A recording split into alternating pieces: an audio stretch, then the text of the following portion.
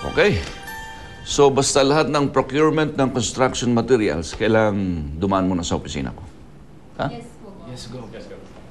Okay, that's all.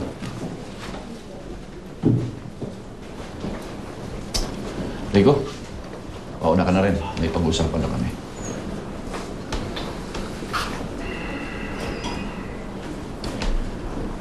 Oh, I thought you were leaving for your second honeymoon. Hindi pa ngayon, Papa. So, bakit mo dinala yung bata sa bahay? Sa tingin ko, Roberto, may ibang dahilan kung bakit inalayo mo si Eva sa ina nito. May problema ba kayo ni Melissa?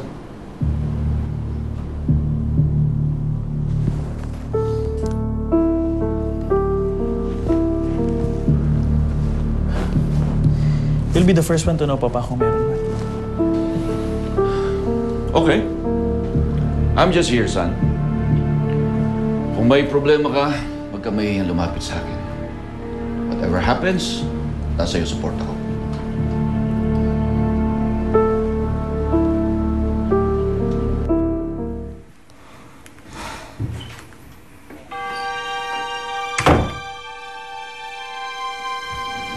Roberto?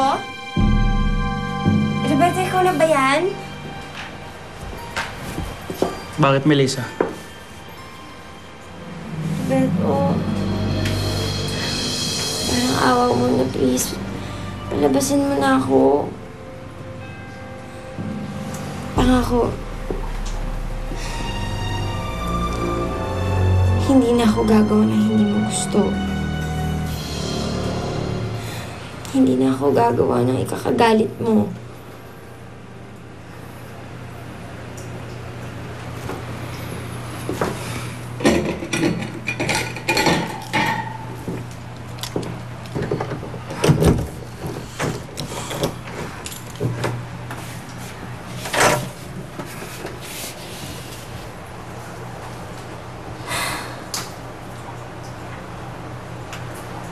Paano ako makakasiguro ng totoo ang sinasabi mo?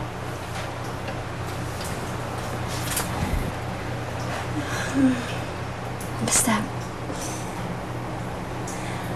pabayaan mo lang akong gumalaw ng malaya dito. Hindi naman ako lalabas ng bahay eh. At kapag meron akong ginawa na hindi mo nagustuhan, hindi, parusahan mo na ako. Please, Roberto.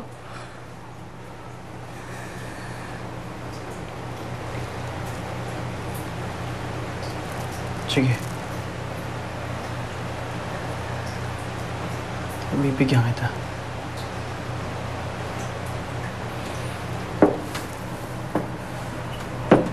Pero sa oras na sinaway mo pa ako, mas matindi pa sa kulong ang mapapala mo. Naiintindihan mo?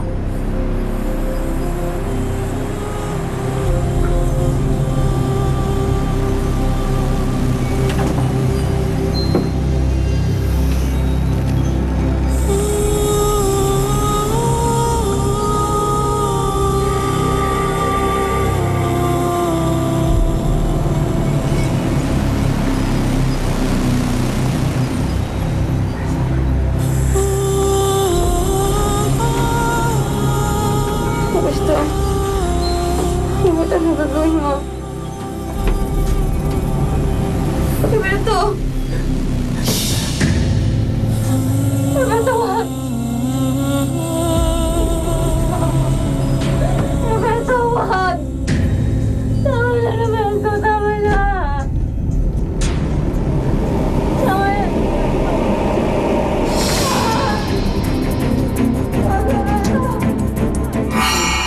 Ano? Nasa poder ng mga Sebastian si Eva? Paano nangyari yun? Hindi malinaw sa akin, Felix. Rebecca, kilala ko si Melissa. Hindi pa payag na mahiwalay sa anak niya. Magsimula tayo ulit. Pero tayong dalawa lang muna, ha? Simula ka mo isang Roberto. Dahil oras na nakuha ko ang anak ko,